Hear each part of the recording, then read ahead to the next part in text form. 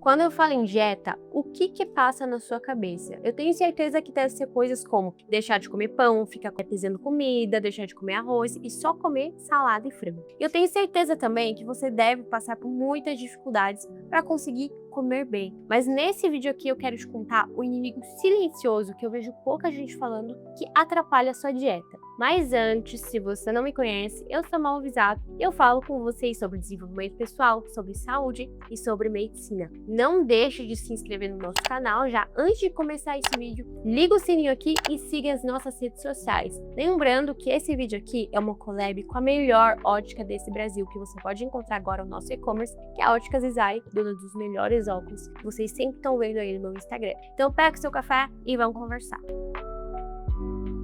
O primeiro inimigo que atrapalha totalmente a sua dieta é a expectativa de perfeição. Aquela famosa mentalidade tudo ou nada. Porque, se eu errar, se eu não comer certo no almoço, quer dizer que eu posso comer tudo de errado. E uma coisa que mudou totalmente o meu ponto de vista em relação a isso, porque eu costumava assim, comi um chocolate a mais no almoço, eu já falava, agora que eu errei aqui, eu vou errar o dia todo.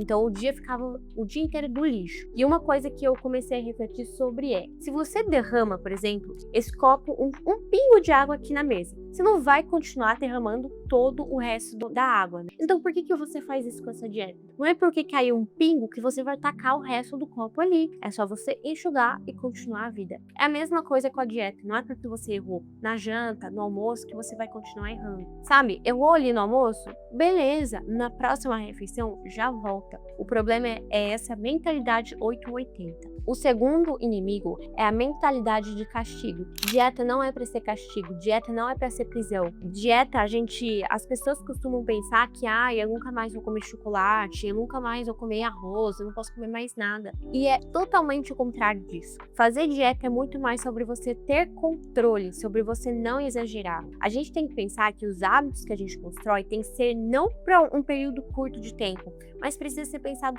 a longo prazo. Não tem como você sustentar realmente uma dieta em que você faz uma prisão durante a semana toda. É igual falar refeição livre. Livre porque estava preso durante a semana toda? A gente tem que tirar essa mentalidade e pensar em criar padrões e hábitos a longo prazo. O que dá para sustentar a longo prazo? Você não ficar se privando de tudo o tempo todo. É você saber dosar as coisas. É não ficar pensando, eu nunca mais vou comer chocolate, então eu vou comer todo o chocolate do mundo hoje. Não, você pode comer sempre que você quiser. Basta você ter equilíbrio, não querer comer uma caixa de chocolate inteira. Come uma, você pode comer depois. Se você tiver muita vontade no outro dia, você pode ir lá no mercado e comprar. Agora, comer como se o mundo fosse acabar, não é legal. A gente sempre precisa pensar em equilíbrio, em sustentar o hábito. E tudo que é muito intenso não se sustenta. Terceiro inimigo é você esperar resultado muito rápido. Principalmente nessa época de internet, parece que todo mundo emagrece muito rápido,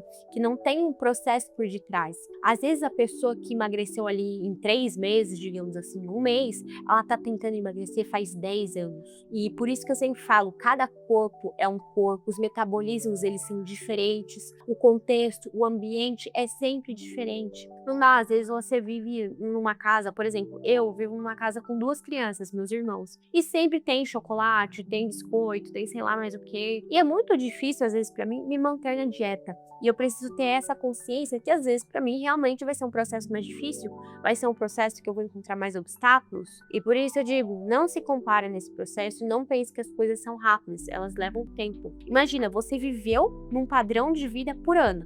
Por anos, você era uma pessoa que comia muito chocolate, muito açúcar, adoçou o café por 10 anos e agora você quer mudar. Não pense que vai ser do dia pra noite. É uma construção diária, são pequenas decisões diárias que você vai ter que tomar para falar não, para falar sim. O quarto é justamente essa comparação que eu falei um pouco para vocês. O nosso metabolismo, a nossa composição corporal, o nosso ambiente, ele é diferente. Não dá pra você ficar o tempo todo se comparando porque a pessoa X emagreceu rápido. Você não sabe se ela veio tomar Mounjaro, Ozempic, ou seja lá o que for. E já aproveitando até pra falar, realmente existem pessoas que precisam de um medicamento para associar, para poder perder peso. Porque perder peso não é simplesmente uma escolha.